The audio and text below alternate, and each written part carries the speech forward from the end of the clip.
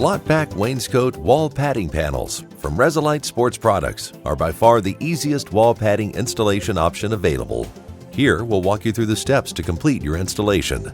Before you begin the installation, gather your tools. We suggest having a pencil, level or framing square, chalk line, tape measure, electric or cordless drill, 5/16" masonry bit, safety glasses, and a saber or circular saw.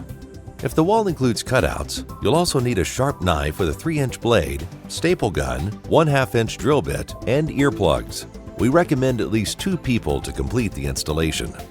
To begin, determine the finish height of the wall padding. It is recommended locating the bottom of the padding no more than 4 inches off the floor. Strike a horizontal chalk line on the wall to mark the top and bottom of the pads. The distance between the chalk lines should measure exactly the height of the wall padding panel. Next, strike a vertical chalk line to mark the left edge of the first pad to be installed. The vertical line should be at a 90-degree right angle to the top and bottom lines, so that the pad is straight on the wall. If the first pad is not straight, the rest of the pads will not be straight on the wall. Now you'll prepare to drill into the wall. Position the top edge of the provided 2-foot template along the top chalk line, ensuring that the short edge is also aligned with the vertical chalk line. Use the provided 3/16" masonry drill bit to drill through the template and into the wall to affix the slot-back mounting hardware as indicated on the template. Repeat this step for the bottom mounting hardware. Insert the provided 1/4 by 1 3/4 inch Tapcon screw through the center hole of the mounting hardware. Carefully drive the screw into the wall and tighten until the fastener is snug against the wall. If you over-tighten the screw, use a 5/16" masonry bit to re-drill the hole and insert the provided lag shield. Then install the mounting hardware.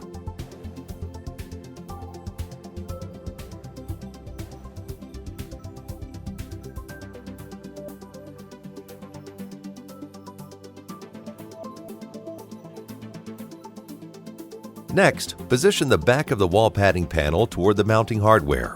Raise the panel approximately 4 inches above the top chalk line and position the keyhole slots over the mounting hardware. Once the panel is positioned flat against the wall, firmly slide the panel down over the mounting hardware. Repeat these steps to install the remaining wall padding panels. Make note of any panels that need to be removed to address a cutout.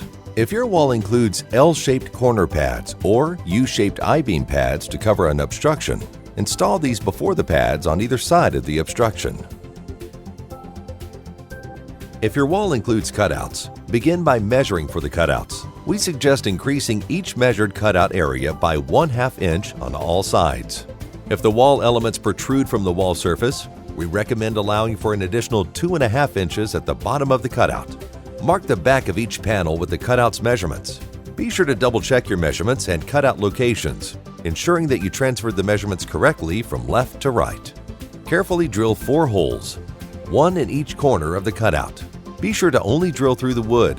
Do not drill entirely through the foam and vinyl covering. Using a saber saw, cut from hole to hole. Again, be sure to only cut through the wood. Do not cut entirely through the foam and vinyl covering. Remove the wood to reveal the foam padding. Starting at one corner of the cutout, carefully poke the knife completely through the foam and vinyl cover. Using the knife, cut from corner to form an X. Then hold the vinyl away from the knife while you cut and remove the foam from the panel.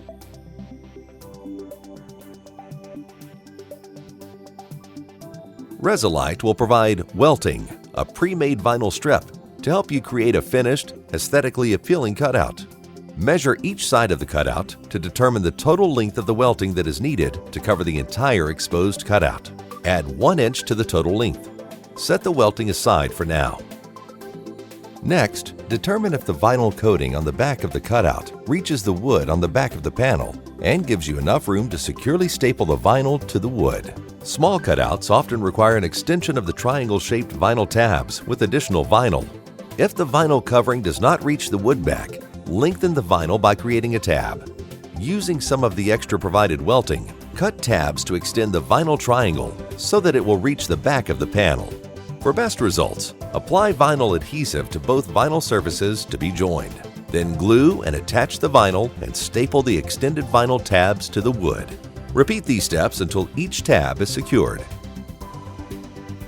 With the measured and cut welting strip, dry fit the welting to the inside of the cutout to ensure it reaches all the way around with approximately 1 inch of overlap. Apply vinyl adhesive to the back side of the welting and around the inside of the cutout opening.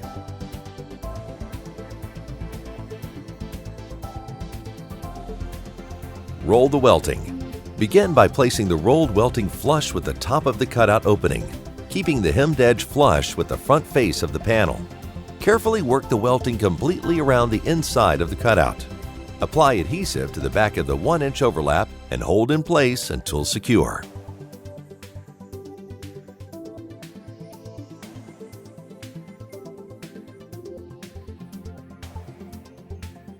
To finish the cutout, flip the wall padding panel over and carefully make a vertical cut at each corner of the exposed welting on the back side of the panel to allow the welting to be folded down flat onto the back of the panel.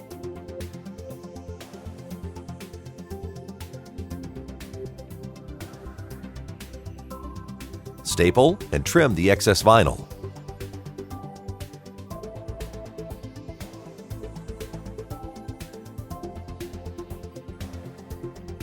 Install the finished panel. Repeat these steps for any panel with a cutout. Your finished wall padding will look great and provide protection for years to come.